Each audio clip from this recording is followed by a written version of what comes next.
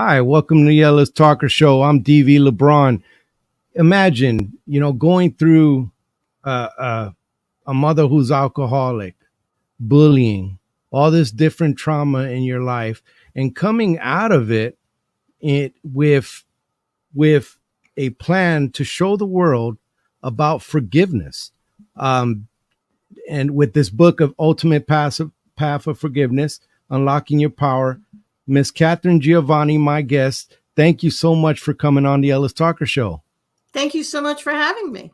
So I caught up with your story on another veterans podcast, and I was like, wow. I mean, this is amazing. There was a lot of similarities to my life. There was just a lot of similarities to life in general and how you wanted to handle it. Before I kind of go further, I'd like for you kind of to give hey, and the biggest thing, and I want to point this out, she's also a cancer survivor. On top of this, she managed to survive cancer. I truly believe God had a purpose for her, and she's living it out. Can you tell the my viewers more about you? Well, the forgiveness journey started when I was very young, and I come from a dysfunctional family. And in 1974, remember that date because I'm going to come back to it in a little while. In 1974, I was in the 8th grade and my parents got a divorce, and I was getting bullied really badly in school. And as a result, I tried to commit suicide. So after that, I became one of those typical angry teenagers that are draped in black. I lived in New York City and I was literally draped in black, hunched over, didn't want to look at anybody. My parents said yes, I said no. They said right, I said left. It was that kind of a thing. And it kind of, the alcoholism wasn't really helping. And so I kind of went into my 20s. And then my mother finally got sober. And I had 3 good years with her. And then she died. And I thought, the first thing I did was I quit smoking. I smoked cigarettes for 10 years. So I quit smoking in whatever year it was, 2012, whatever year it was. And then I decided if I don't lose the anger, I'm going to die. Yeah. I was not seeing anybody. I was living alone in an apartment. I had no friends. I was robotically going to work. But my boss kept calling me in saying, you're dropping the ball. You've got to pick up the slack, that kind of thing. And I thought, I'm going to die if I don't forgive. So I started my forgiveness journey and I started to forgive people. And I started to feel a little bit better. And I didn't know anything about it because everybody says you should forgive your pastor, your parents, your teachers, everybody. But nobody tells you how. No. Nobody tells you how. So how do I do that? And do I just say the words? I forgive you, son of a... That doesn't work. That's still kind of angry, isn't it? Right? So, but I did it. I just gave it lip service. I just started to forgive people. And it wasn't until a good 10 years later, it was at least a decade later, that I finally figured out the secret sauce to forgiveness. And 10 years after that, I wrote the book. No, why forgiveness? Of all the things when you go through trauma and I'm a vet with PTSD and I've, when you go through trauma, the one thing that I learned at the VA through a lot of help and a wonderful woman was that anger, because we all said in our groups, we were always, oh, we're angry. Well, why? It was always hurt and fear. Right. Of something that and anger was the headache. It was a sin, and out of all the things that you were experiencing, and I'm glad that you lived and you chose life. Out of all the things, what brought you to forgiveness? I mean, it could have been to humility. It could have been to this. Why forgiveness? Well, first of all, I was told anger is toxic, but nobody tells you how.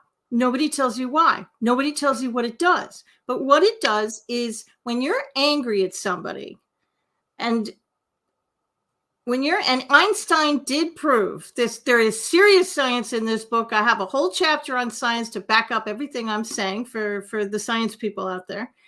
But Einstein proved that energy is neither created nor destroyed. It just changes form. So when you get angry at somebody, you think that your anger goes out of your mouth, out of your body, and floats up and dissipates in the clouds. Everybody thinks that. They don't even give it a second thought.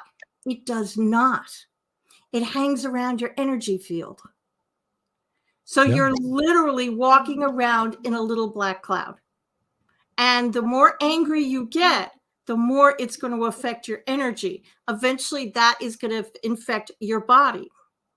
There was a very interesting study done with plants. And with water. You can look it up. It's a guy. I can't remember the guy's name. I want to say Matsumoto, but I'm not. It's in Japan. It was in Japan. It's in Japan. And I'm just gonna make this really simple. You know, they'll give you the Cliff Notes version. I'm dating myself by saying Cliff Notes. He had 2 little containers of water. One container of water he said horrible things to. He said hateful things to it. He threw negativity at it. He told it was horrible. He put it under a microscope, and he discovered that the water had these horrible black formations. You could see the pictures online. They're absolutely fascinating. And then this other container of water, he put love into it. He said loving things. He said nice things. He treated it kindly. He did it for like a week, and he put that under a microscope, and it was like snowflake crystals. They were just such beautiful formations. The human body is 98% water. So imagine what your anger and that toxicity is doing to the molecules in your body. Now, if I say I forgive you, it doesn't mean the person was correct. They're not. It also doesn't mean I want a relationship with you. Just because I forgive you doesn't mean I want a relationship with you. Now, every single person listening to this broadcast right now is thinking of the person that is unforgivable. On a 10 scale, with 10 being the most horrific, you're thinking of your number 10. I'm the only one on the planet that's going to look at right here and tell you, you don't have to forgive your number 10s if you don't want to. You flat out don't have to forgive them. Don't have to do it. But even though I want you to forgive them last, save them for dead last, I want you to forgive the number 1s. I want you to forgive the person in grammar school who stole your lunch. So what do you mean? And I'm sorry to interrupt. What do you mean by your 1s and your 10s? What I tell you to do in the book is I want you to make a list of all the people, places, and things. And I did say places and things. Stay with me. Don't log off yet. And I want you to rate them from 1 to 10. 1 being easy peasy. I 100% can forgive this person. These are the people. I was in the grocery store yesterday on aisle 4, and they looked at me wrong. They looked at you wrong. I can forgive that person. They cut me off on the highway. I can forgive that person. He probably had a bad day. 10s are the unforgivable. They're horrific. 8s are not that great either. But you label everything from 1 to 10, and I want you to start with your number 1s because that's the easy ones. They're the ones that you can easily forgive. And as you forgive, the magic is going to happen. You're going to start to feel better. Listen, the people who you're mad at are not thinking about you. They really don't. They don't give a crap about you. They're not even thinking about you. But you're sitting there and you're thinking about it, and you're thinking about it, and you're thinking about it. Let's pretend this glass is anger.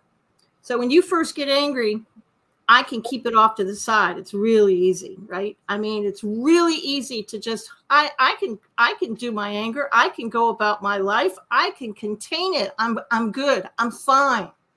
Okay. Well, as the days goes on and you start to get more angry and you start to relive those scenarios in your mind and you start to get more and more angry, eventually the anger is going to take over your life because it's all you're going to be able to see. So now look, the glass is in front of my face. I'm having a hard trouble finding a significant other. I'm having a hard time doing my job because all I can see is my anger. This is my life right now. I'm living my life through this anger. So what forgiveness is going to do, it's going to help you put down the glass. It's going to help you live your life. Now look at my body language now. Now I can see things. I can see opportunities. I can see ways that maybe I want to lose weight. So now I can see those opportunities. There's a reason to buy the book. It might help you lose weight. There you go. You're going to also, it's also going to allow you to make more money. Your finances will increase. Why? This is not magic. Look at my body language. I can see the opportunities. I can see people. I can talk to them.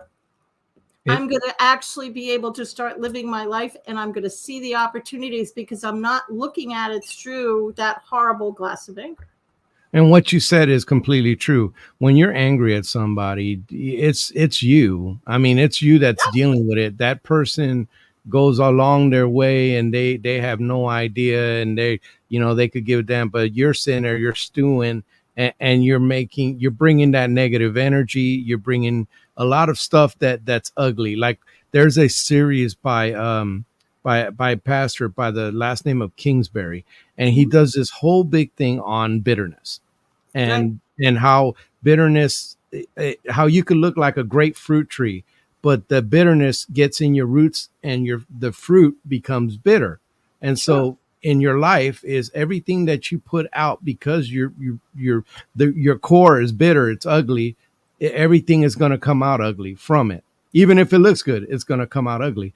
And so or come out tasting bitter. So when you have that anger, I imagine, well, anger and bitterness, they go one or two. Your anger, you don't forgive, you're still bitter about something that happens to you. Have you tied kind of bitterness into forgiveness? Sure. If bitterness, anger, at the end of the day, you're bitter about somebody, you're angry about somebody. What do you want? You want them out of your head. That's what you want. That's what everybody wants. I want to stop thinking about this person, because if you continue to stay angry at this person, you're tying yourself to the one person on the planet you really don't want to be tied to at all. So forgiving the person is going to get them out of your head. Forgiveness is selfish. You do it for you. You don't do it for them. You do it for you. Forgiving them does not mean they were correct. It means you want to be rid of them and you want them out of your head.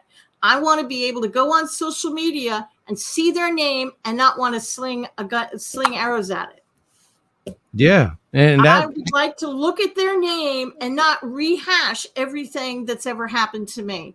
I would like to go on Facebook and I see something bad has happened to my childhood bully, and I don't want to just sit there and laugh and say, well, that's karma. What I really want, and don't get me wrong, we all do that. Everybody does that.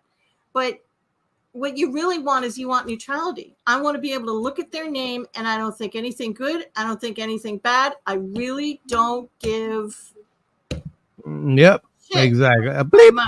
You don't give a damn. And no, it's something that would be amazing if you can do that, because there's so many people that slight you. And if you're more sensitive to being slight, then you spend the whole day thinking about your slights and how they did that and how you would get them and how, and you spend a whole day, yes, clouded in that. And you missed all these opportunities that come to you in life, and you miss all this good stuff. Like you were saying, it just covers your vision for everything. I mean, in theory, we use the word forgiveness, and you talk about the steps of who to forgive or how to forgive. Can you tell me that more about the how? Because that seems to be the sticking point with people, the how. Well, the first thing I want everybody to do is I want you to get a list of people to forgive. And I also want you to think of places and things. And the reason I want you to think of places and things you might want to forgive is because everything on the planet has energy around it. And if you think about the energy I was talking about earlier, that when you get angry, it affects your energy. Well, the reason these people don't stay forgiven and they come back at you like a slingshot is because you didn't forgive the energy. So when I'm telling you to forgive, I'm telling you, let's say you were mugged in the park. And maybe this is a number 9 type of person. And it's really been tripping you up. Okay, well, you're not ready to forgive the mugger because maybe you just don't want to. Maybe it's not appropriate, but you can forgive other things. You can forgive the park. You can forgive the bench. You can forgive the street. Maybe you were, maybe you had bullies like I did in school. So I forgave my childhood home. I forgave my childhood school. I forgave the locker that they tried to stuff me into. I forgave the desk that I sat at, and I forgave the energy around all of these things. I forgave 1974. Yes, I did. 1974. It was a horrible year. My parents got divorced. I tried to commit suicide. It was a horrible year. So I sat down and I forgave all the players within the year. I forgave the energy around all these people. Then I forgave the entire year and the energy around the year. And when you forgive, everybody's got a different physical reaction. Some people feel like a weight has literally been lifted off their shoulders, and they're kind of weirded out by it because their shoulders feel physically lighter. My older son, he just kind of feels a pressure right here in his solar plexus, and he knows that that's when he forgives. He also gets really tired. So I tell everybody to do it before bed, and don't do more than 10 at a time, because the energy, the anger energy in your body has to be released. Yeah. So our bodies heal itself when we're sleeping. So do it before you go to bed. Now, some of us are overachievers. And when I first figured out how to do this, I got my list together and I was like a mad woman possessed. I must have forgiven 50 people, places, things. I forgave everybody. I just sat there for an hour and I thought, I'm just going to do this all in one shot, figuring You were a forgiving fool. You were just forgiving. And I spent the next 3 days in bed with what everybody thought was a stomach flu. I literally made myself sick because my body needed to take a few days to clear out all the energy that I had just done. So please do as I say, not as I did. Don't do that to yourself. That is amazing. You had a physiological response to forgiveness. I did. And I was clearing out some pretty dark stuff. And the thing about forgiveness is that a lot of people will ask me, well, when am I going to be ever done? I mean, once I do my list, I'm done. Sadly, no. Forgiveness is like an onion, and you forgive that first layer and you feel great. But then you're going to start thinking about other memories, and you're going to start thinking about other people, and you're going to start remembering things that you don't even remember.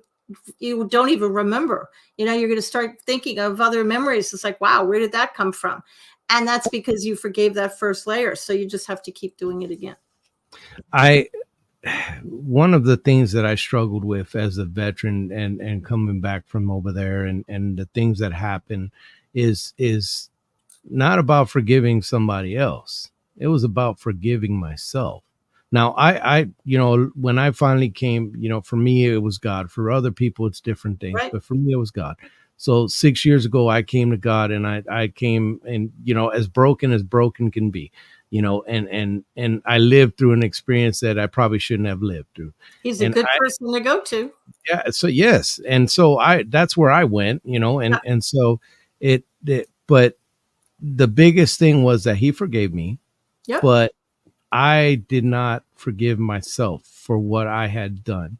So how do you address that when, because forgiving yourself is probably the most difficult thing that people deal with. Forgiving themselves more so than forgiving others is what I've seen. Maybe I'm wrong, but what do you think? Well, forgiving yourself, a lot of people, one person said, what if I am my number 10? What if I am the unforgivable one? Okay, you're not unforgivable. And my answer is the same. Go through the steps in the book. And if you can't forgive yourself for whatever it is, forgive other things within the memory. Forgive the desk, the table, the chair, the building. Forgive the road, forgive the street, forgive the blanket, forgive the coffee cup, forgive the people in the room that were around you. And that will start to lessen the anger, and it'll start to move the energy around so you can get into a space where you can finally forgive yourself. It's baby steps. If you think you've done something horrific, it may take some time to get yourself from a 10 down to a 7, down to a 6, down to a 4. This is not a sprint. It's a marathon. It may take some time. But if you can't forgive yourself, forgive other things within that memory. And that's going to help you a lot. That's going to open the door a little bit. It's going to let a little bit of it's going to let a little bit of light in. It's going to let a little God in, and it's going to allow you to see, well, maybe this isn't so bad. So it's eventually you'll be able to get yourself down from a 10 down to something that's more manageable where you can forgive yourself. Now I can't remember if when I was listening to stuff and doing my research on what you do, I don't know if you had mentioned you were a victim of sexual violence, but I was as a young boy to a family member, and I will say that that anger that came out of that, and the so many questions when you're a teenager, Yeah. wondering about that, all the things that came out of that. When I finally decided to forgive, the dude died a horrific death. He touched somebody else's kid, and he was in Puerto Rico, and he died a very horrific death. But karma was involved. Yes, but even that, I still had problems forgiving. But once I took that leap, once I said, you know what, the dude was sick, he did what he did, I forgive him, and I let it go. So much came off, so much of that tension over that experience kind of just went away. It just went somewhere else. So I've seen that power of forgiveness because you're an author and you've sold books. I'm sure you get stories. Can you talk to me about a powerful story of forgiveness that you've heard? I can tell you my own. Actually, when I first sat down to do this, and to circle back just quickly, I don't know any woman on the planet who hasn't been sexually or verbally assaulted by somebody, sadly. Everybody has. I was raped in college. And when you forgive those accusers, the weight of the world does come off your shoulder. It really brings you to your knees. So I agree with you. You really feel much better. You really do. But it takes a village to get you. You have to do some mental gymnastics to get there. It does. It does take very, very much gentle or gymnastics. Right. So when I first started this, I thought, okay, I practice what I preach, because I do. And I drink my own Kool-Aid, to coin a horrible phrase. And I decided, okay, I'm going to forgive my number one. And it happened to be an old friend of mine from grammar school. And I thought, I can do this, because we were best friends at the time. And I thought, I don't even remember what we were angry about. I had not seen this girl in 30 plus years. True story. So I sat in the middle of my bed, and I imagined that she was standing in front of me, the girl that I remember, because I didn't know what she looked like as an older person. So I just imagined, and I looked at this kind of virtual image of her in my head, and I forgave her. And I wished her well, wished her off in peace. I have a little mantra in the book. So I said my little mantra, and off she went. 2 hours later, she called me up on the phone. What? Yep. Called me up on the phone. And I almost dropped the telephone, and we didn't have cell phones back then. So I actually was on a landline, for those of you who might know what those were. Yeah, that'd be me. And I almost couldn't speak, but we got back together and we talked for about an hour. And then, because I'm a curious little bear, I had to know. And I said, as much as I love talking to you, why did you decide to call me today after 30 plus years? She said, it was the damnedest thing. About 2 hours ago, which was exactly when I was saying my little mantra, a figurine you gave me back in school flew off my shelf and landed in the middle of my bedroom floor. And I saw it and figured I should give you a call. Wow. So if forgiveness energy has the power to move a figurine 700 miles away, can you imagine what it would do to a level 5 or a level 8 person? And imagine what it would do to those molecules within your body. Imagine the things it might heal. That is just that story is just wow. So it just flew off and said, you know what, let me get a hold of this person. And it's wow. Now, when you get to the steps of forgiveness, you're not talking about like, and I know you kind of mentioned this earlier, but I just wanted to touch on it. That, do you call these people up? Do you like, hey, we were in college, and I was kind of a jerk, or whatever. This is not like Alcoholics Anonymous. I have great respect for recovery rooms. I haven't had a drink in 30 years myself, but in my world, you don't have to call the person. This is selfish. It's personal. You can do it in the privacy of your own home. Nobody has to know you do it except you and God. You do it for you. You don't do it for them. You don't do it for anybody else. You do it for you. And even if you've got family members who think you're crazy and their memories of this person or whatever you're forgiving is absolutely brilliant, I don't care. Your memories are what I care about, and your memories are the ones we're talking about. So you just put it all out of your head, and nobody has to know you're doing it.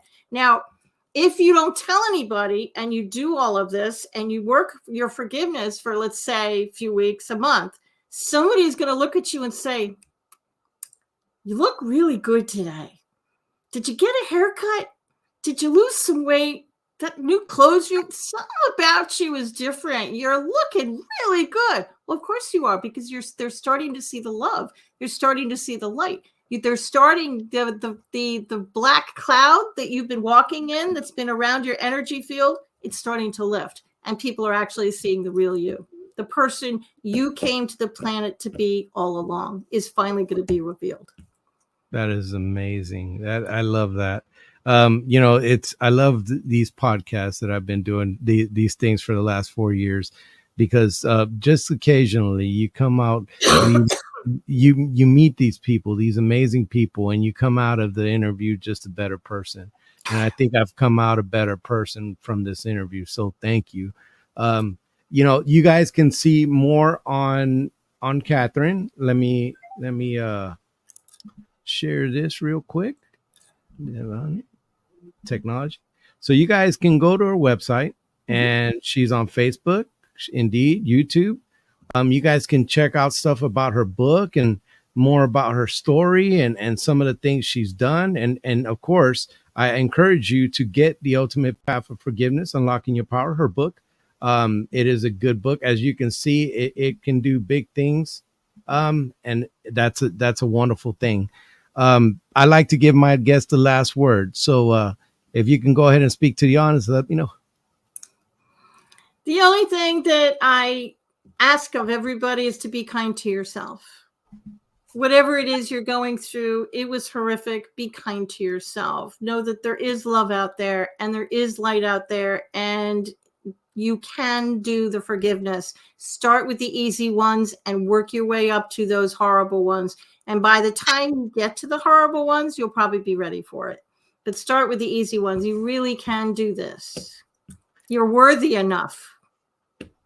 Thank you so much again for coming on, but I love what I got out of this. I hope the audience gets as much out of it as I do. Thank that hubby for his service, a veteran himself. Thank you, and more so the great person behind him, supporting him on this journey even after the military.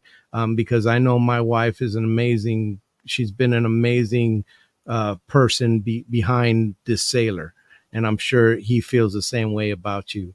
So thank you. Can you stick around real quick after the show? Sure. My pleasure.